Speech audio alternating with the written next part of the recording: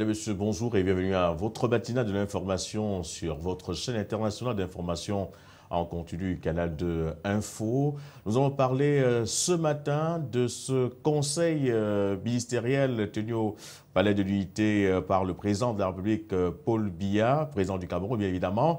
Au lendemain du réajustement du gouvernement du 2 octobre dernier, ça sera avec l'île Pidjou. Nous parlerons également de ce décret signé du président de la République, Paul Biya, faisant de la journée de ce vendredi, journée de deuil national au Cameroun, pour rendre un vibrant hommage aux Camerounais décédés du côté de la Mecque. Nous parlerons pour envisager les fêtes de fin d'année, des pénuries qui sont annoncées, des mesures prises par le gouvernement pour les juguler. L'actualité sera également dominée par le Nigeria où Boko Haram a encore fait des dizaines de morts. En Afrique du Sud, on annonce la libération d'Oscar Pistorius pour le 20 octobre prochain, une libération déjà sujet à controverse. Nous parlerons également toujours, ça semble évidemment, du Nigeria, de ce sommet économique qui se déroule dans ce pays, avec bien évidemment des enjeux. Ça sera avec Ellie Smith tout à l'heure. Sans toutefois oublier Twitter, ce qui annonce une réduction de son effectif de presque 366 employés, ce qui va permettre à ce réseau social de se repositionner. Madame, Monsieur, voilà pour les grandes articulations de ces matinales de l'information. Je vous retrouve dans un tout petit instant.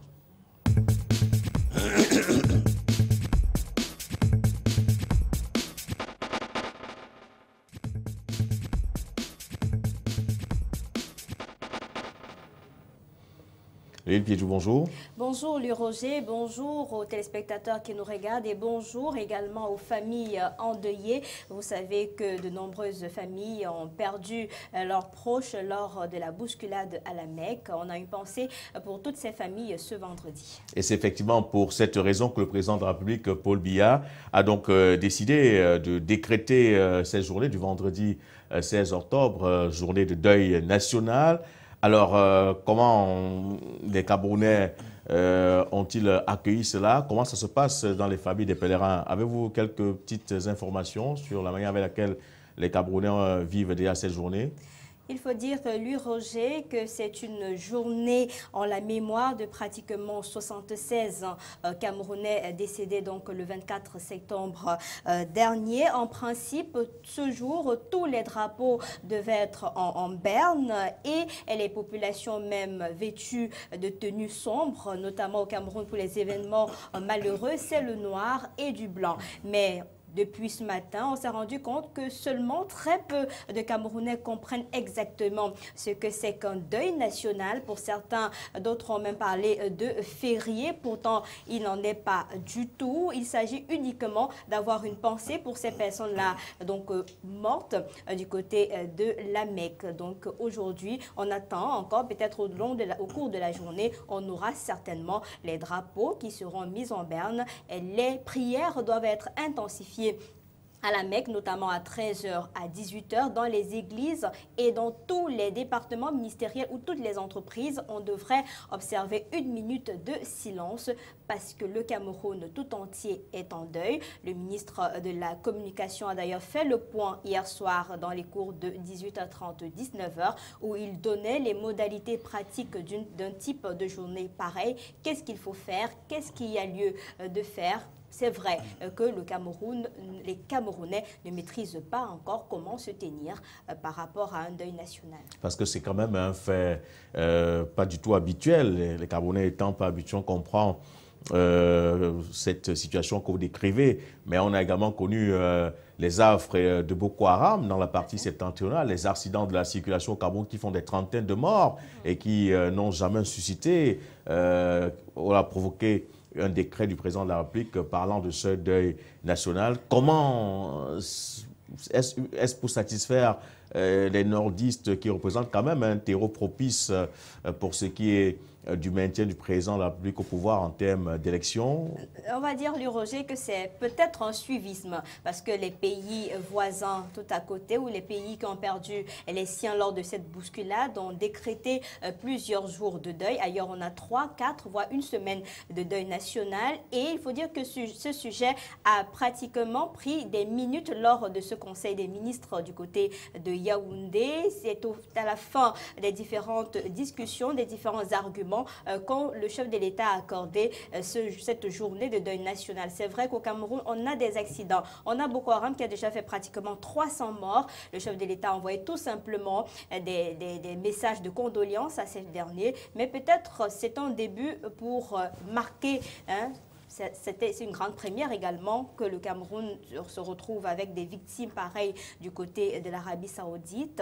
On est à 76 morts, une trentaine de blessés, encore des dizaines de portés disparus. C'est vrai, les diplomaties sont encore en train de travailler pour retrouver ces Camerounais-là. C'est déjà un pas. Il faut penser aux personnes décédées, même si il serait peut-être judicieux de penser également à ces décès causés par les attaques Boko Haram ou les accidents de la circulation au Cameroun. Je voudrais qu'on parle avec vous maintenant, Lille Piedjou, de ce Conseil des ministres délivré par le président de la République, Paul Biya, hier au Palais de l'Unité. Il faut dire quand même que c'est une très grande première, c'était très attendu depuis le réajustement gouvernemental du 2 octobre dernier. Vous vous souvenez qu'on a parlé de ça ici même en début de semaine. On attendait ce Conseil des ministres qui avait déjà duré plus d'une semaine. Hier, finalement, le chef de l'État a reçu tous les ministres délégués, les secrétaires généraux. Le Conseil des ministres a commencé à 11 h et ça s'est achevé à 11 h 36 minutes. Vous comprenez qu'on a fait un progrès pour ce qui est du timing pour la tenue de ce Conseil-là. C'est pratiquement les mêmes mots qui sont revenus lors du communiqué final du chef de l'État. Le chef de l'État a dit qu'il attache une grande importance à l'exécution du plan d'urgence. Il veut voir les conditions de vie des populations s'améliorer. Il veut accélérer également les préparatifs de la CAN 2016-2019. Ce sont les deux rendez-vous très importants. Ce sont des priorités selon le chef de l'État. Il faut dire que il a précisé, lui Roger, être membre du gouvernement, c'est un honneur, mais seulement une responsabilité, une lourde responsabilité. Il faut assumer pleinement et donner à l'action gouvernementale davantage de force et d'efficacité. Donc, vous comprenez que c'était des instructions hier pendant 36 minutes à ces ministres-là. C'est bien beau d'être ministre, mais il y a un travail de fond qui doit être fait sur le terrain pour que les populations puissent véritablement voir leurs conditions s'améliorer, qu'il y ait un renouveau au niveau de l'éducation. Il faut booster l'agriculture, il faut booster l'économie, il faut que le plan d'urgence soit effectivement lancé au niveau du Cameroun. Donc, c'était un tout petit peu des instructions données à tous ces ministres délégués, secrétaires généraux. Alors, il faut dire quand même qu'il y a une grande première au cours de ce Conseil des ministres. C'est la parole qui a été donnée pour la première fois à un membre du gouvernement, à la personne du ministre des Sports et de l'Éducation physique, Ismaël Pierre Bidoumpat, qui est revenu certainement sur cette Coupe d'Afrique des Nations 2016 et 2019 que le Cameroun prépare. On comprend, hein, on peut facilement comprendre cette prise de parole du ministre des Sports. On a deux grands rendez-vous 2016-2019 et c'est l'image du Cameroun qui sera relevée à l'échelle internationale. Il faut prendre toutes les mesures possible pour qu'on ne soit pas à la traîne pendant ces différentes cannes-là. Est-ce que tout est prêt? Est-ce que les stades sont en construction? Est-ce que les hôtels, où en est-on avec la construction de ces hôtels, des routes? Il faut exactement que tout soit prêt en 2016 et en 2019. D'où l'accent qui est mis sur... Parce que pour le chef de l'État, ce sont des priorités. C'est véritablement des priorités. Vous savez qu'on va recevoir de nombreuses délégations venues d'un peu partout. On aura des touristes, on aura des personnes, des curieux. Est-ce que le Cameroun sera capable donc d'accueillir ces différents cannes-là? D'où l'insistance du chef de l'État. Merci. Il faudrait tirer un grand coup de chapeau, par exemple, à la ville de Bafoussam, dont le stade est déjà opérationnel. Un stade de 20 000 places du côté de Kwekon. Et il reste qu'à la partie camerounaise de réaliser les voies d'accès, les parkings, etc. mais l'infrastructure dans sa globalité est déjà presque opérationnelle, prête pour accueillir cette compétition. De même, du côté de Limbe, le stade de Limbe est déjà prêt, mais les voies d'accès ne sont pas encore prêtes. Et on attend encore le stade de Paul Biya, le stade Paul Biya Yaoundé, qui est en chantier, qui, on espère, sera finalisé avant cette Coupe d'Afrique Nations. En fait, lui, Roger, ça me fait penser aux hôpitaux également de référence, hein, c'est-à-dire que la partie chinoise, les étrangers finissent toujours leur part.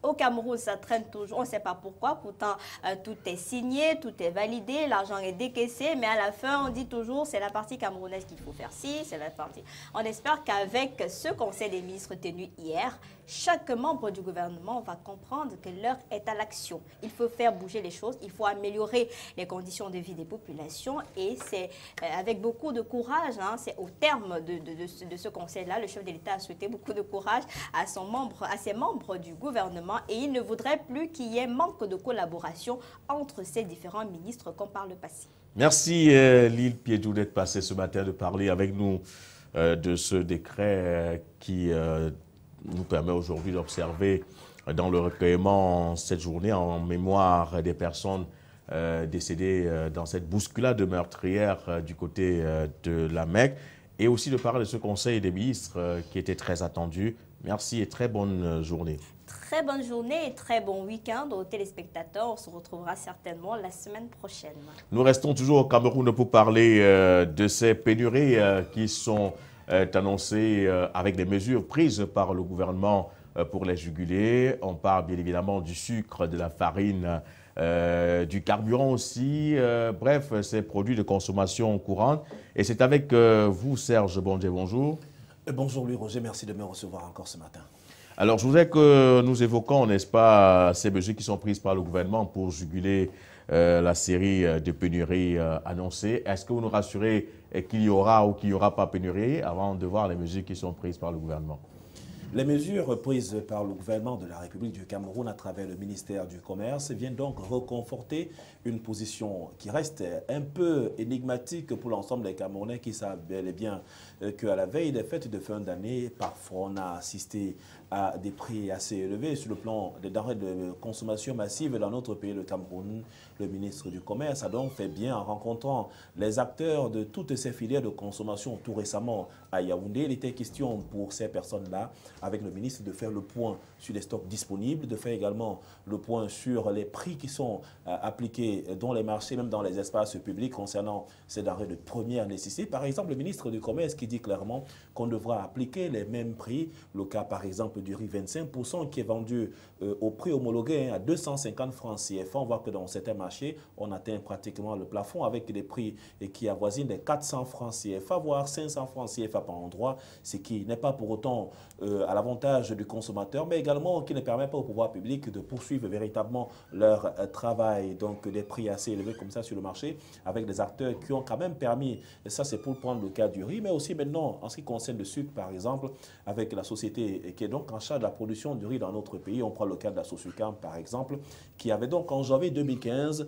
proposé d'atteindre un taux avoisinant les 130 000 tonnes donc de riz, de sucre, autant pour moi, à produire pour le consommateur camerounais au lendemain donc de tout ce qu'on a connu comme pénurie. Par exemple, les coûts qui ont été élevés dans le septentrion, on avait le riz raffiné, par exemple, le kilogramme de sucre raffiné qui avait atteint les 1000 francs, 1200 francs CFA dans la région septentrionale du Cameroun parce que la pénurie se faisait de plus en plus ressentir, le sucre devenait de plus en plus rare et puis l'invasion du sucre nigérian sur le territoire camerounais avec nos frontières de plus en plus poreuses, ça posait quand même un problème assez difficile et qui trouve quand même des éléments de réponse dans la sortie du ministre Luc Magouambaga à Tangana. Alors, ce qui voudrait dire qu'il n'y aura pas de pénurie pour les fêtes qui sont annoncées.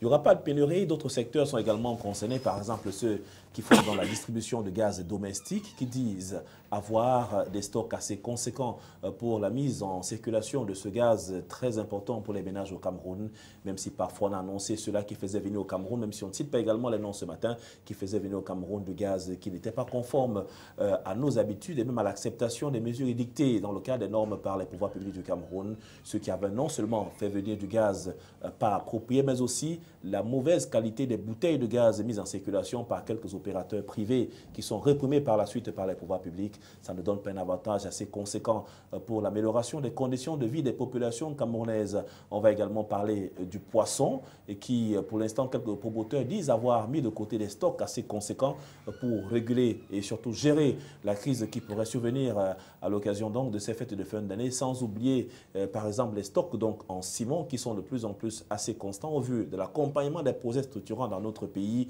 Ces stocks donc de ciment seront déployés beaucoup plus dans les espaces qui abritent les projets structurants du Cameroun, pour ne citer que la région du Sud Cameroun avec tous ces projets structurants qui visent l'émergence à l'horizon 2035. C'est des faits assez importants. Mais ce qui est aussi à souligner ce matin, c'est que le ministre du Commerce a dit qu'il procédera à une grande communication assez élargie, dit-il, dans tous les secteurs d'activité, dans tout ce qui touche à la consommation de masse, pour que les prix qui sont arrêtés soient véritablement mis en application. Même si on parlera de la téléphonie mobile, avec la sortie du président de la Ligue camerounaise des consommateurs, Delors Magela Kamgen Kansé, qui dit quand même qu'on pourrait revoir pendant cette fête de fin d'année que les prix des appels téléphoniques qui pourraient se situer autour de 100 francs CFA, on pourrait les maintenir et non pas revoir la hausse, et puis permettre aux consommateurs de voir réellement ce qu'ils consomment, pas de surplus, encore moins donner l'impression qu'on veut accompagner à travers les campagnes publicitaires, mais il réussit à démontrer quand même que derrière ces campagnes publicitaires, il y a des sommes faramineuses qui sont glanées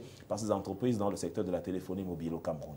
Merci Serge Bondier pour ce complément d'information, pour comprendre que le gouvernement camerounais a pris des mesures assez contraignantes pour éviter cette pénurie et surtout la spéculation que l'on observe généralement à cette veille de fête de fin d'année. Merci. Très bonne journée. Et très bonne journée à vous. Mais pour sortir seulement, ce qu'on voudrait, c'est que les pouvoirs publics veillent véritablement au grain.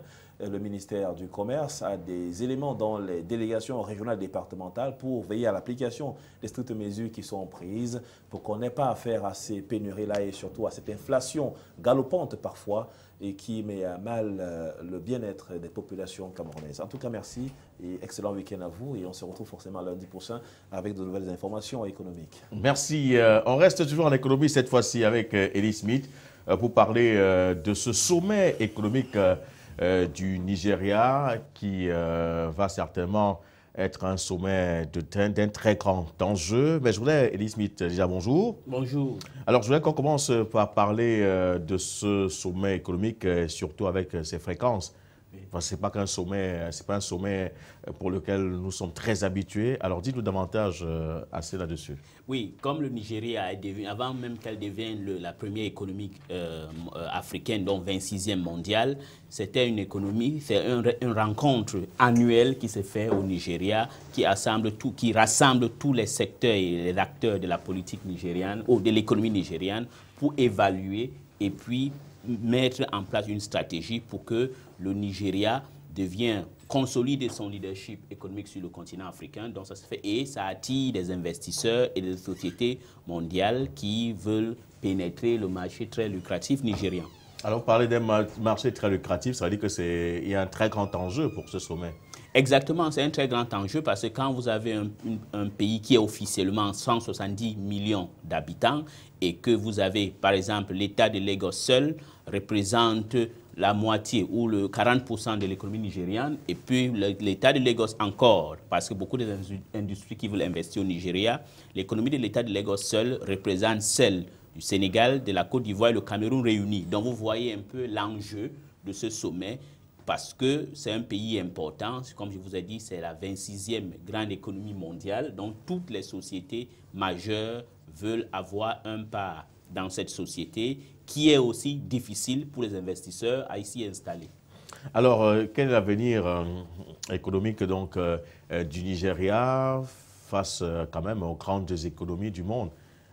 Voilà, au-delà de sa position de 26e économie mondiale. Oui, au-delà de 26e économie mondiale qui est attirant, qui est aussi bien, mais le problème c'est comment réformer le Nigeria. Vous devez voir que le Nigeria, malgré toutes les réformes faites, aujourd'hui, le Nigeria a 60% de son revenu qui est tiré du pétrole. L'enjeu est que ça descende à 30% et que c'est le secteur de services, l'agriculture, le service de l'agriculture, qui devienne la source, la locomotive de l'économie nigériane. Ça, c'est difficile. Et pour atteindre ça, il y a un problème au Nigeria. Peut-être souvent au Cameroun, les gens parlent de la corruption. Là-bas, la corruption est très grande.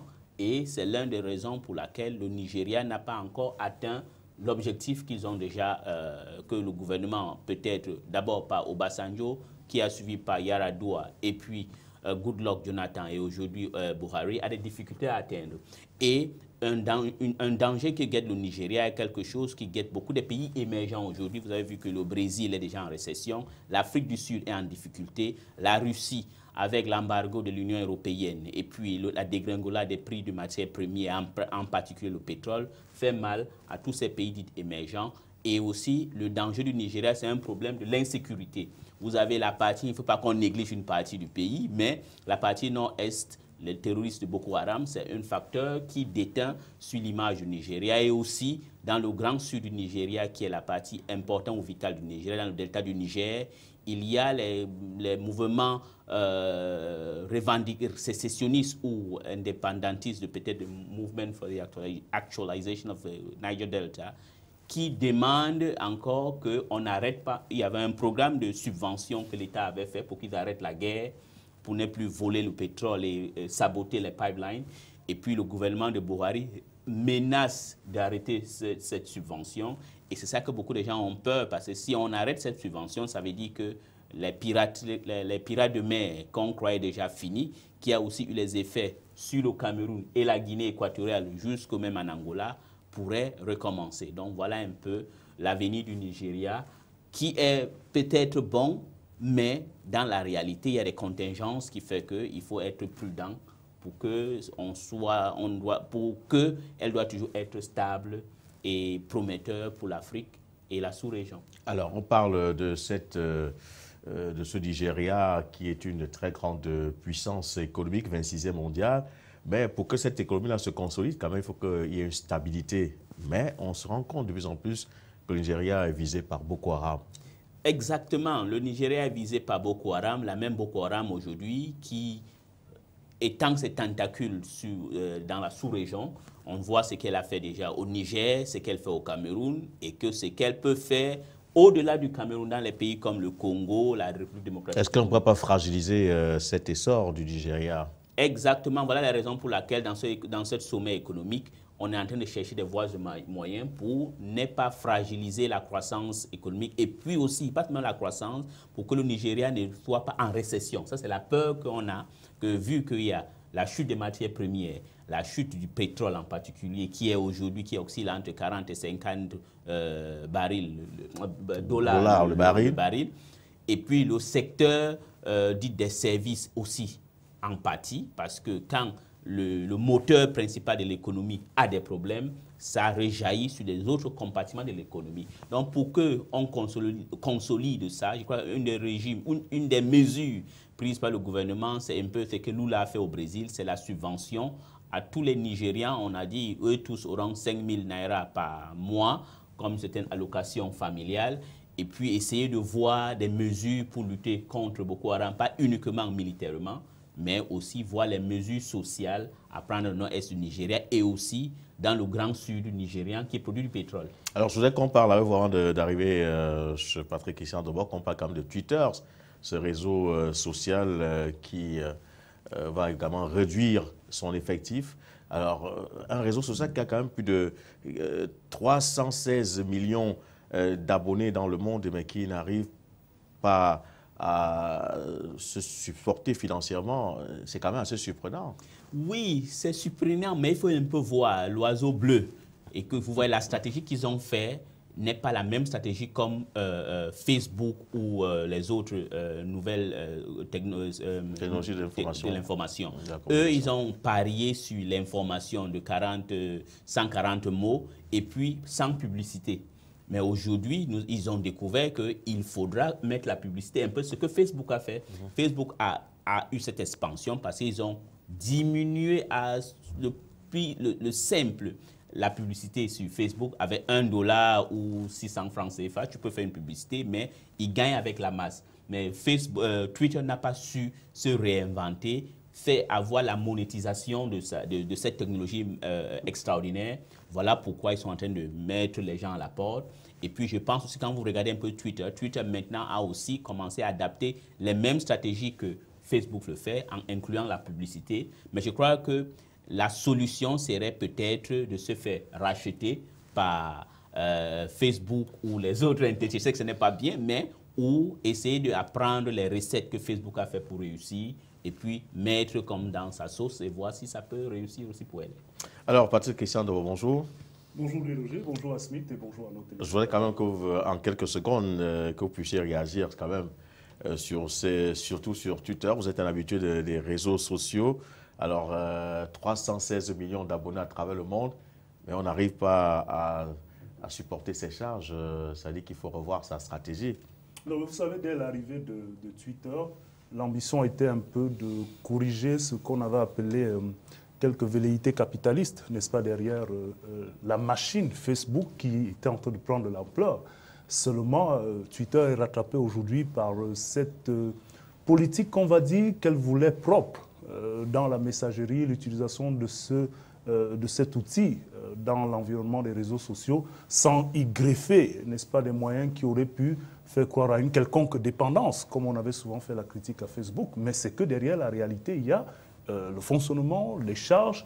Il faut s'adapter. Ce que Zuckerman et son environnement ont su faire avec Facebook, c'est-à-dire introduire des publicités en offrant la possibilité, même aux plus démunis, aux moins pensants, de pouvoir se faire voir sur Facebook et, comme le disait Smith, d'engranger des bénéfices substantiels à partir de la masse. C'est volumineux et puis on voit que ça marche. Même Facebook, qui connaît déjà un succès économique, a quand même un certain nombre de réorganisations sur le plan de sa gestion. À plus forte raison Twitter, qui lui n'avait pas parié sur ses bénéfices liés à la publicité. Donc il me semble que c'est beaucoup plus rationnel aujourd'hui, mais il va falloir repenser donc névralgiquement la structuration économique et managériale de Twitter s'ils veulent subsister. Ou sinon, ils se feront avaler, comme on en a vu d'autres, n'est-ce pas, dans ce marché concurrentiel. Mais c'est quand même un problème à l'observation générale, que les grandes structures, les multinationales, ont toujours des petites failles, des défaillances qui leur coûtent pratiquement des millions et des millions de dollars. On a vu avec le cas Volkswagen. Vous avez les meilleures ventes, c'est la meilleure marque, même de ces cas maintenant. On vous dit qu'il y a un petit dispositif que vous avez introduit sur votre moteur qui n'est pas conforme à la norme et vous perdez tout. Alors ça veut dire que finalement, pendant que vous cherchez à évoluer, il y en a qui cherchent sur la petite bête pour que vous tombez. Non, lui, Roger. Parce que ces ONG, on ne comprend pas le rôle de ces organismes, de ces organisations non gouvernementales, puisque ce sont toujours qui, à chaque fois, à travers leur rapport, mettent mal à mal, n'est-ce pas, ces entreprises, ces multinationales. Voilà, mais Roger, ce qu'on va dire, c'est quoi? C'est que c'est un peu comme on a parlé un peu de la politique l'autre jour, on a parlé que pourquoi vous prenez la constitution de la France et vous n'appliquez pas comme il faut. Les organisations, les ONG sur l'environnement se fâchent contre les Volkswagen, peut-être, je crois, Mercedes, les autres. Pourquoi? Parce qu'il y a à la mode aujourd'hui le respect de l'environnement. Ils ont un thème que j'ai oublié. Mais ces marques allemandes se sont vantées qu'eux, ils sont écologiquement corrects. Et quand vous dites que vous êtes écologiquement correct, face aux gens qui sont les gendarmes de l'écologie, attendez, vous dites qu'ils vont vous chercher une petite bête. Et le pire, c'est qu'on a vu qu'ils ont menti. Et vous savez, c'est le propre d'une société bien organisée. Ce n'est pas comme dans nos sociétés où on ne contrôle même pas les produits. Je vois aujourd'hui Serge a parlé de la sortie du ministre du Commerce qui essaie un peu de régulariser le marché. Et puis de voir aussi la qualité des produits qu'on vend. Et c'est bon pour une société. Ce n'est pas aller chercher une petite bête, c'est qu'il faudra que quand les gens disent qu'ils ont une voiture propre, que ce soit vraiment propre. Et c'est bon pour la nature. Patrick, oui, Louis Roger, mais sur cette question, même si le contexte dans cette problématique Twitter est un peu différent de la problématique Volkswagen, il faut dire que très souvent, c'est vrai, ces ONG arrivent à nous sortir ces petites bêtes dont vous faites allusion, mais elles sont souvent aussi complices. Parce que c'est vrai qu'aujourd'hui, c'est sur une série de véhicules que Volkswagen est épinglé. Volkswagen a certes vanté les valeurs du moteur diesel, ce qui n'est pas méconnu, mais sauf que dans un cas spécifique d'une série de véhicules, on y a associé un logiciel. D'abord, même s'il ne faut pas encourager, c'est une prouesse technologique d'avoir pu le faire. Et ça démontre à quel niveau la technologie est bien avancée à Volkswagen. Et je vais vous dire que ce qui arrive à Volkswagen sera certainement démantelé dans bien d'autres constructeurs qui ne sont pas Volkswagen. Peut-être que c'est le début avec Volkswagen et on va certainement se rendre compte que de nombreux constructeurs dans le monde font pareil. Mais à côté, ce qu'il faut dire, c'est que les ONG, parfois le savent même. Mais quand il y a des deals qui se passent en dessous de table, ces ONG taisent ces problèmes. Et quand vous voyez un problème comme celui-là revenir à la surface, soit on a affaire à des personnes de très bonne volonté innocentes, soit on a affaire à des personnes qui n'ont certainement pas eu gain de cause dans les deals qui auraient pu être faits. Voilà. Oui, pour ajouter à ça, il y a un cas, vous connaissez très bien M. Nicolas Hulot. Oui. Nicolas Hulot, c'est un grand écologiste, comme aussi un ONG aussi, il dénonce les travers et l'abus de non-respect de l'environnement. Mais ce qui m'a étonné, c'est que Nicolas Hulot est financé par Total. Et voilà. Voilà. Dans ce contexte-là, vous voyez que la crédibilité de ces rapports commence à être prise avec beaucoup de personnes. Voilà, je voudrais maintenant que nous parlons de politique africaine. Patrick Christian, d'abord, on va commencer par la Guinée-Conakry avec les résultats provisoires et partiels du premier tour de la présidentielle qui sont déjà connus, avec deux noms qui sortent progressivement des urnes, Alpha Condé et Cellou Dalein Diallo, mais des résultats qui sont contestés et pourtant, semble-t-il que c'est la réalité au-delà de quelques tripatouillages que certains disent avoir observé. Bon, c'est clair qu'on avait déjà recensé le retrait de Sidia Touré, celui que nous avons convenu ici qu'il était censé jusqu'ici faire... C'est le maître du jeu. Voilà. Il y a Cellou Dalein Diallo qui lui aussi a annoncé son retrait. C'est quand même la figure marquante de l'opposition d'Alpha Condé, qu'on disait même être son challenger pour un éventuel deuxième tour. Les résultats à l'heure actuelle, pour environ 75%, n'est-ce pas, de dépouillement, donne Alpha Condé, le président sortant, en tête, avec une avance de près de 1 million de voix sur son challenger Cellou Dalein Diallo. Mais ce qu'il faut savoir, c'est qu'on a environ 6 millions de potentiels votants en Guinée-Conakry. Pour l'instant, on a un dépouillement d'environ 3,7 millions qui place largement Alpha Condé en tête. Il faut dire que son fief, le Kankan, a déjà été dépouillé, où il s'en sort avec presque 96% de gagnants. Il y a encore des villes comme Conakry et des fiefs de Cellou Dalein Diallo qui n'ont pas encore été dépouillés. La CNI annonce pour aujourd'hui peut-être un travail de sable qui sera terminé. Mais la véritable question, c'est de savoir si on ira vers un deuxième tour, étant donné que Cellou Dalein Diallo, qui est le potentiel challenger, lui, il a annoncé son retrait.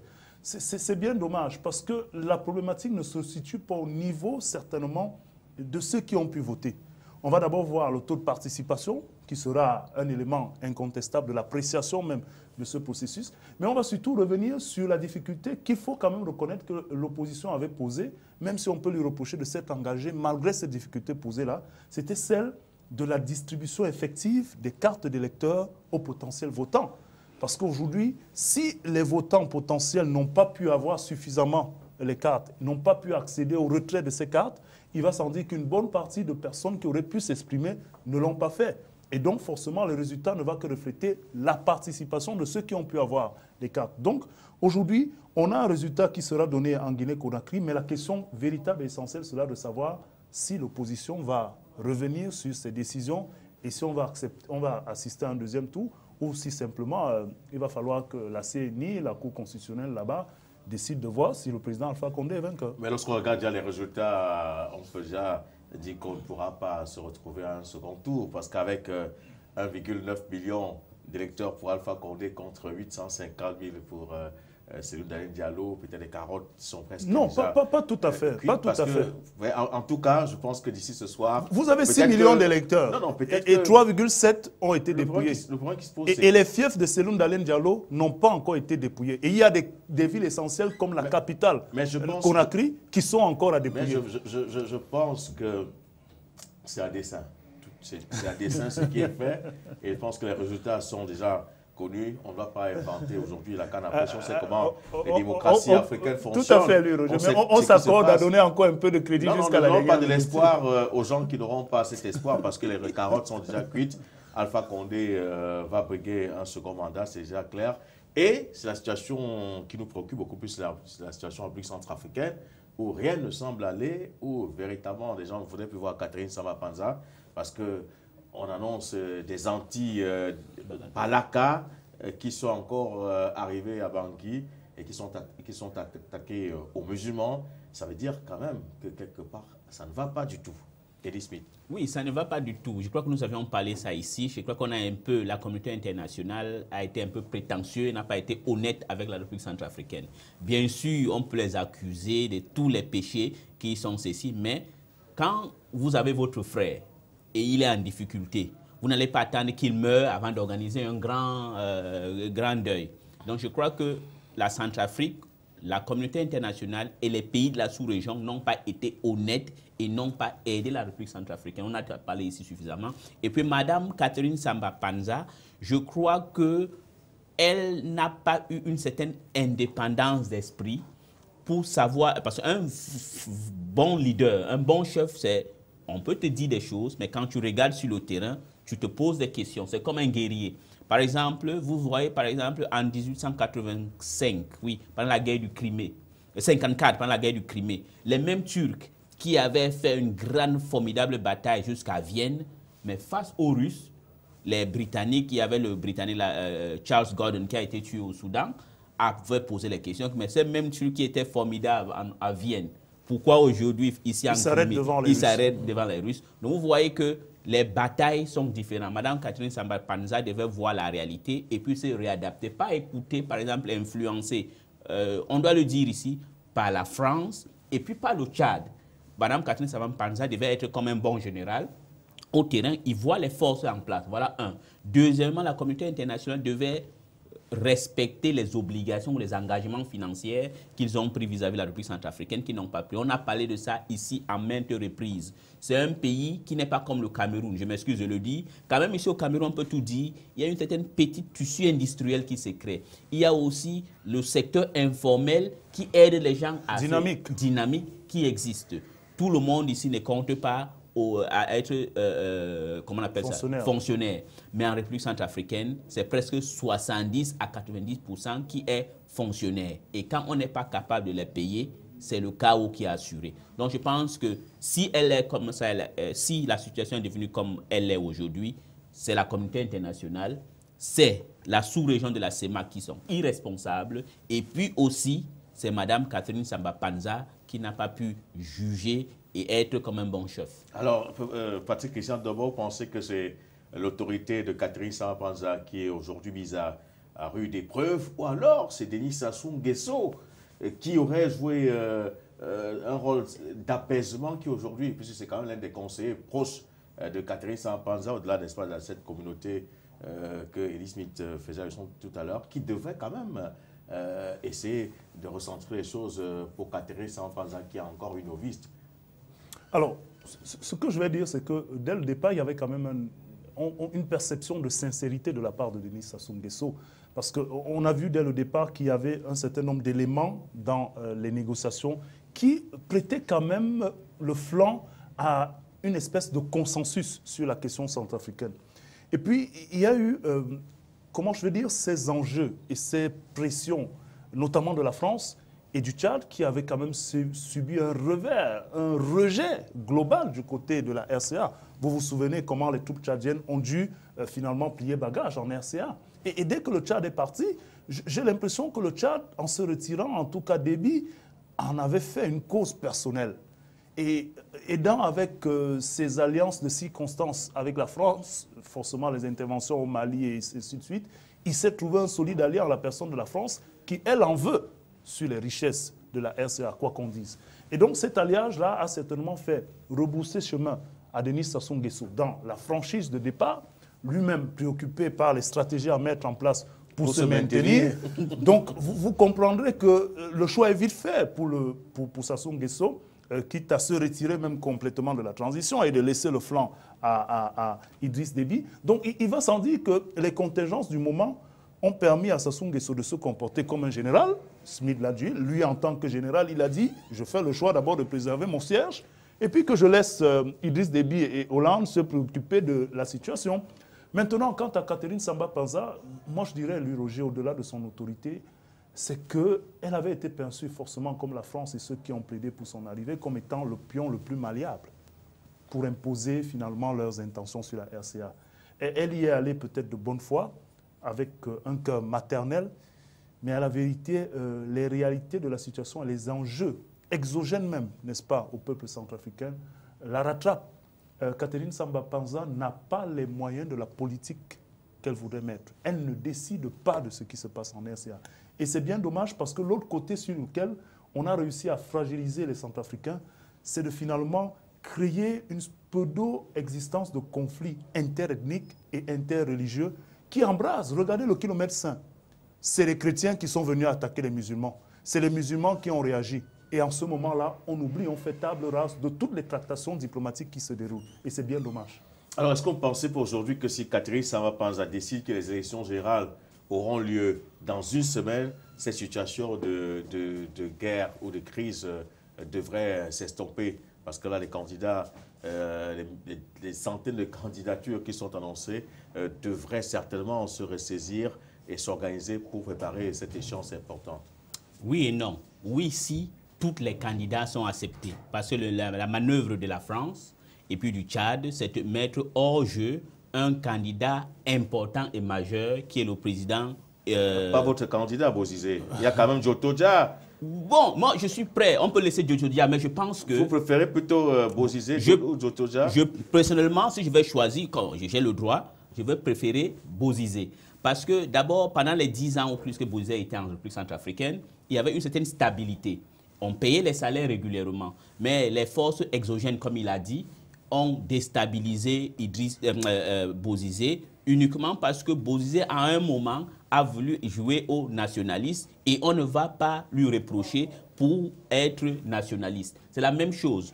Vous pouvez avoir les contingents, les exigeants, les pressions extérieures. Quand vous arrivez, vous voyez, vous dites, moi je pense que Mme Catherine Samba-Panza devait être reconnue et devait être allée dans l'histoire et en tant qu'une dame qui est venue. Oui, Idriss Déby m'a dit ceci, la France m'a dit ceci, mais je vois la réalité sur le terrain. J'ai dit non, monsieur Bozizé est un facteur important à être inclus dans le paysage politique de la Centrafrique pour que la paix puisse exister. Et deuxièmement, Denis Sassou Nguesso a bien fait. Mais le jeu où la France a le fait qu'on a retiré Denis Sassou Nguesso comme médiateur, parce qu'il n'est plus médiateur, et on a fait venir Idriss Déby, je trouve que la France a été maladroite dans ce cas. On devait peut-être chercher quelqu'un d'autre, peut-être aller en Afrique de l'Ouest ou en Afrique de l'Est, ou même dans la sous-région, choisir quelqu'un comme médiateur, mais prendre quelqu'un qui est juge et parti. Je vous rappelle que la République centrafricaine est ce qu'elle est aujourd'hui parce que les Tchadiens ont foutu le bordel. Moi, j'ai vu à Sibut comment les forces tchadiennes, ils étaient même de la CEMAC, ils font tout même que les autres contingents camerounais, congolais ne peuvent même pas les parler. C'est eux qui ont foutu, qui ont fait que les accords de Libreville n'ont pas été respectés parce que Idriss Déby se prend comme un nouveau Bismarck de la sous-région. Il est puissant militairement, soutenu par la France, donc il dicte sa loi comme il veut. Donc je crois que la France, François Hollande a fait une erreur pour retirer la médiation de Sassou Nguesso, parce qu'il a des problèmes avec Sassou Nguesso, il faut le dire aussi, parce que la France ne veut pas que Sassou Nguesso se représente pour un troisième mandat. Pour humilier Sassou Nguesso, on lui retire cette médiation et on lui donne à son rival, qui est Idriss Déby. Et c'est tout à fait normal que ça ne marche pas en République centrafricaine. Merci Elie Smith. Dans quelques secondes, nous aurons notre revue de presse cybernétique avec Catherine Ebemoukouri.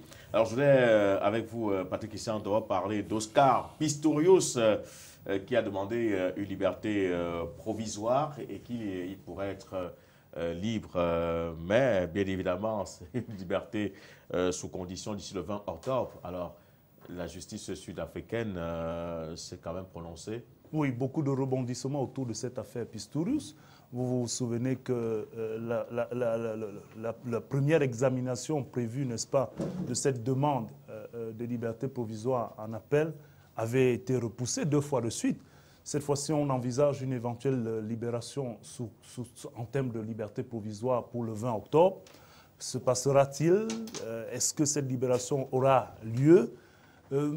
On attend de voir déjà même que derrière cette affaire, le parquet a fait appel pour une réexamination même du motif de la condamnation, n'est-ce pas, en lieu et place d'homicide volontaire. Le parquet voudrait qu'il soit plutôt inculpé et condamné pour meurtre. Vous voyez, il y a une certaine différence dans la perception même de ce drame qui avait finalement coûté la vie à Reva Kemptom, c'est-à-dire que la fiancée alors de Oscar Pistorius, ce champion paralympique sud-africain.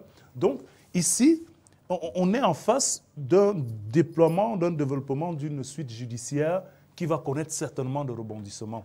Est-ce qu'il aura cette liberté?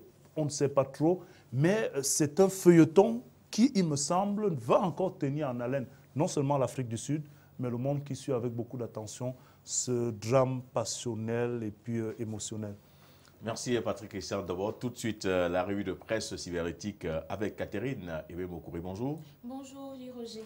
On parle de la présidentielle de 2015 en RCA avec le site Centrafrique Libre qui titre « Sylvain Patassé dément avoir engagé des discussions avec Anissé Dologuélé » alors que le magazine Jeune Afrique a annoncé le possible ralliement de l'homme d'affaires au camp de l'ancien Premier ministre Dologuélé. Le candidat a réagi immédiatement, ce dans un communiqué de presse de la coordination nationale de la Centrafrique Nouvel-Élan où il est écrit qu'il s'agit de pure affabulation. Sur le site Guinée-Conakry Info, un titre sur les présidentielles dans le pays. Scrutin de 2015, résultats provisoires partiels. La CENI continue à égrener le chapelet des résultats provisoires et partiels du dernier vote des Guinéens. Dans le même temps, les 45 chaînes de radio et télévision libres regroupées en synergie continuent la diffusion détaillée, bureau par bureau, des résultats de dépouillement du scrutin de dimanche. Des résultats selon lesquels Alpha Condé est en tête de tous les bureaux de vote. RFI.fr aborde l'affaire Pistorius. Oscar Pistorius sera libéré la semaine prochaine, mardi prochain. Pour être exact, le site nous apprend que la décision a été prise par la commission des libérations anticipées qui s'est réunie hier pour examiner sa libération conditionnelle. L'athlète sud-africain avait été condamné l'année dernière à une peine de 5 ans de prison pour avoir tué sa petite amie Riva Steenkamp en février 2013. Il sera donc libre 1 an seulement après avoir été incarcéré. La justice sud-africaine permet la libération conditionnelle dès qu'un 6e de la peine a été effectué. Merci Catherine Mokouri pour cette actualité à travers la toile. Très bon week-end à vous. Merci, bon week-end à vous. Très bon week-end Patrick Christian Dobor. Merci Roger, on permettra d'être de tout cœur avec nos compatriotes qui ont perdu la vie et ceux qui sont en peine pour avoir perdu les proches du côté de l'Arabie Saoudite. C'est ici que s'achève cette autre édition de votre matinale de l'information. Nos programmes se poursuivent. Ne zappez pas.